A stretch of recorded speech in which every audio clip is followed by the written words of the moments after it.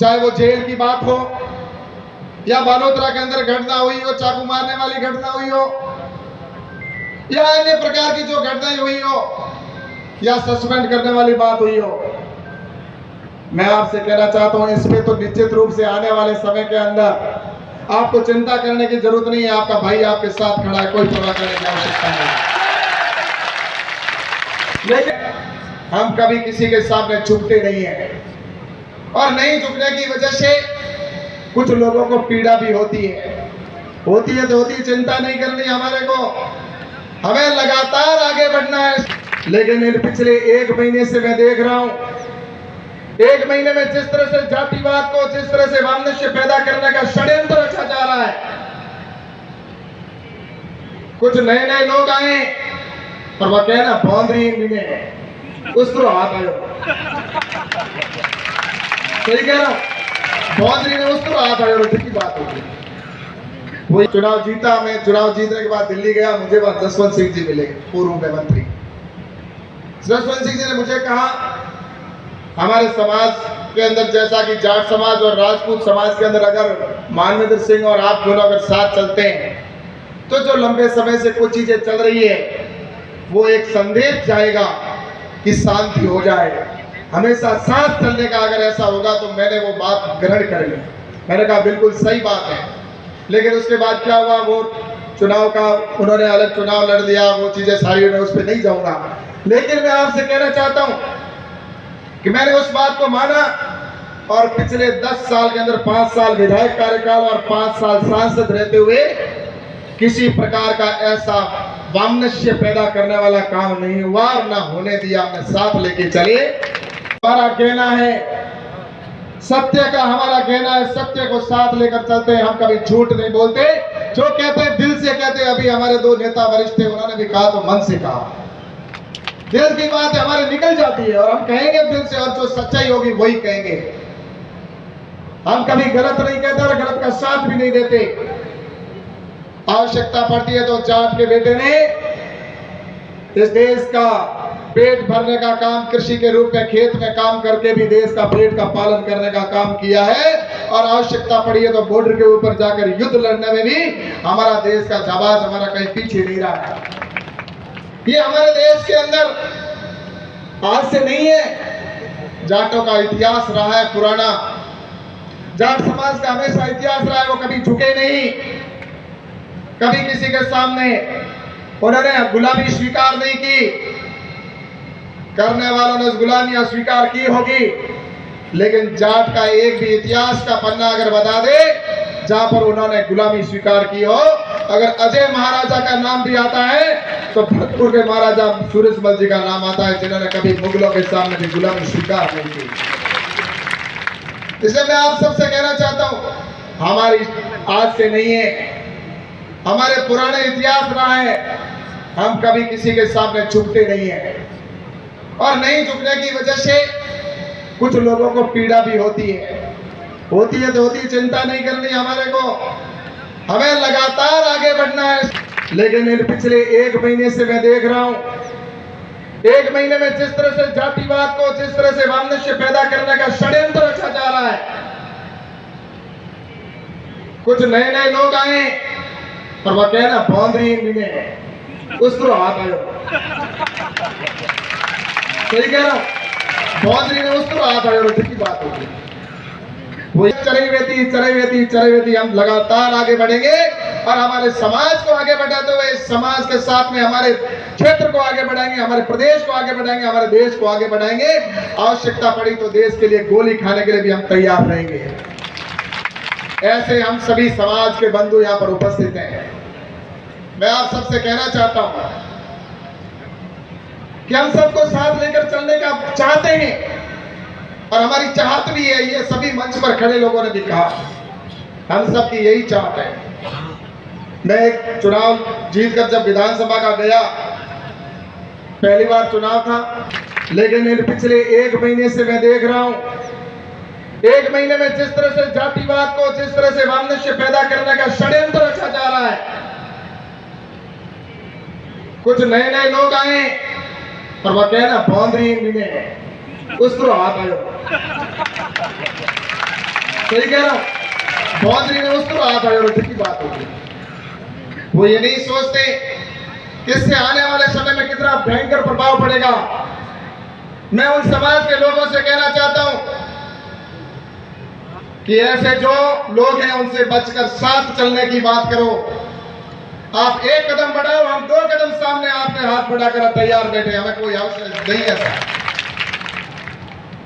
इसलिए मैं आप सबसे कहना चाहता हूं कि आने वाले समय में हमें सभी को साथ लेकर चलना है हमें।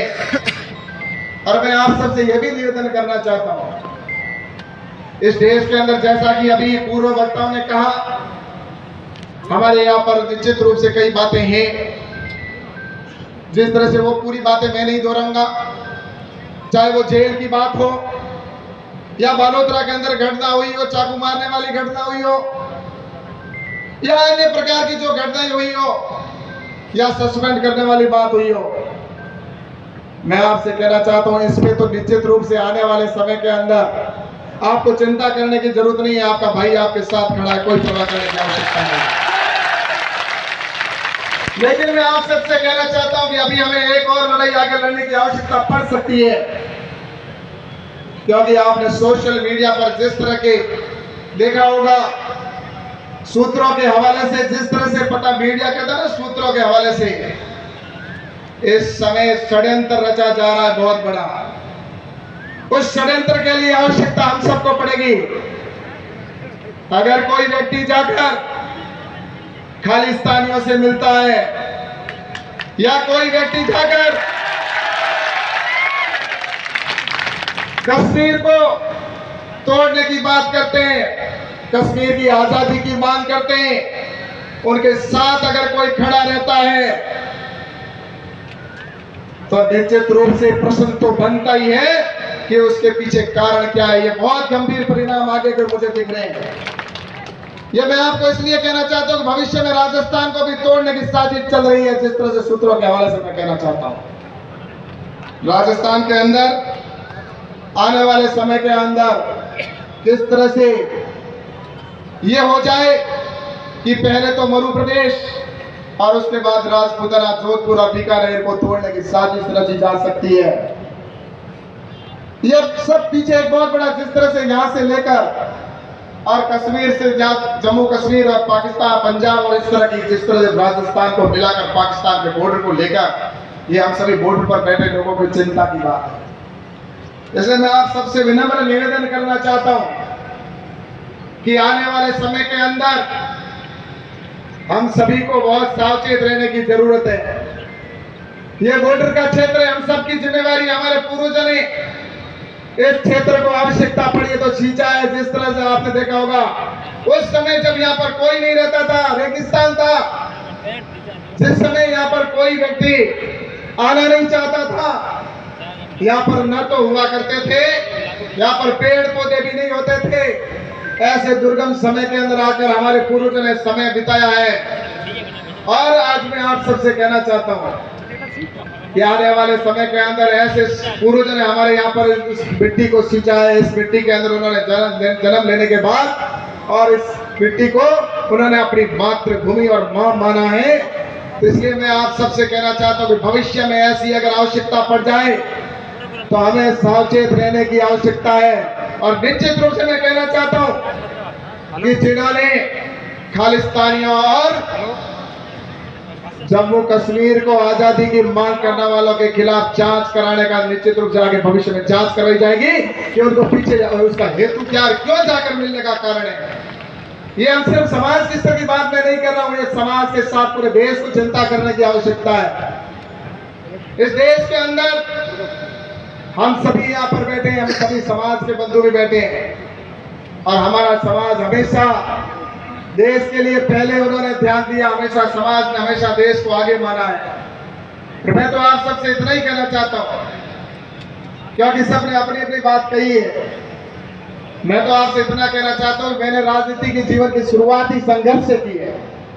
मेरे पीछे कोई राजनीतिक बैकग्राउंड भी नहीं था, ना ही मेरे कोई पीछे ऐसा कोई बड़ा कोई था जिन्होंने मुझे सपोर्ट किया हो। मैंने जो कुछ भी किया आपके बीच में संघर्ष करके किया, चाहे आंदोलन करना पड़ा हो, चाहे कहीं जाना पड़ा हो, आना पड़ा हो, सेवा करने की किया हो, या हरलाल जी की तरह काम करने का काम किया हो।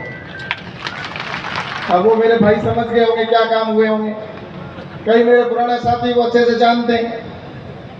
लेकिन हम करते किसके लिए? समाज के लिए। इसलिए मैं आप सभी से निवेदन करना चाहता हूं कि आने वाले समय के अंदर मैं तो इतना ही कहना चाहता हूं कि समाज की सेवा करने का मुझे अवसर मिला। आपने मुझे विधायक बनाया, विधायक रहते हुए मुझे आशीर्वाद दिया, और उसके बाद में 5 साल मुझे सांसद के रूप में आपने मुझे आशीर्वाद दिया, और जितना मैंने करने का प्रयास किया निश्चित रूप से मैंने किया। और मैं तो ये आपका एहसान मानता हूं कि आपने मुझे आशीर्वाद पिछले 5 साल पहले दिया, और इस बार भी आपने मुझे आशीर्वाद दिया, निश्चित रूप से मैं मानता हूं। और मैं निश्चित रूप से यही कहना चाहता हूं, आप और हम सब मिलकर आने वाले समय के अंदर हमारे देश क्षेत्र को आगे बढ़ाएं। मेरे युवा साथियों से मैं पुनः वही बात कहूंगा जो कर्नल साहब ने कही। भाइयों, कुछ बातें चिंता करने की भी है, चिंताजनक है। हमारे कई युवा साथी मैं देखता हूं स्कॉर्पियो लेकर बड़े चाव से फॉर्च्यूनर लेके घूमते हैं, लेकिन मैं उन सबसे निवेदन करना चाहता हूं ये रास्ते सही नहीं है। जो गलत काम करते हैं, आप स्कॉर्पियो लाइए, फॉर्च्यूनर लाइए, लेकिन ईमानदारी के पैसे से करके लाइए। हम क्या जाट समाज के हमारे जिसके पीछे पड़ते हैं ना, हमारा हम कहते हैं मतलब आदमी ने छोड़ो कौन ला रहे, पहले ट्रैक्टर के लारे पड़े तो घर घर ट्रैक्टर कर दिया, પછી एलपी आई ट्रको तो ढोणी ढोणी एलपी खड़ी कर दी, भले काम करे लागे धंधे लागे गाड़ी नहीं लागे ढोणी के आगे एलपी खड़ी होनी चाहिए। और પછી हमें ठेकेदारी पकड़ ली, और कुछ बीच में तो हमारी युवा साथी कहीं तो एक दूसरे का आइडियल मानते, अरे वाह तस्कर बड़ा है। वो नहीं हो सकता भैया। मेरा निवेदन है, हम अपने को तो बर्बाद करते हैं, हमारे साथ चलने वाले को भी बर्बाद करते हैं, और हमारी पीढ़ी को भी बर्बाद करते हैं। और ये जो कहीं ना नशे के हाथ खड़ा करने की आप बंद कर दोगे तो सारी समस्या का समाधान भी हो जाएगा, अधिकतर हमारे वाले में। इसलिए मैं आप सबसे कहना चाहता हूँ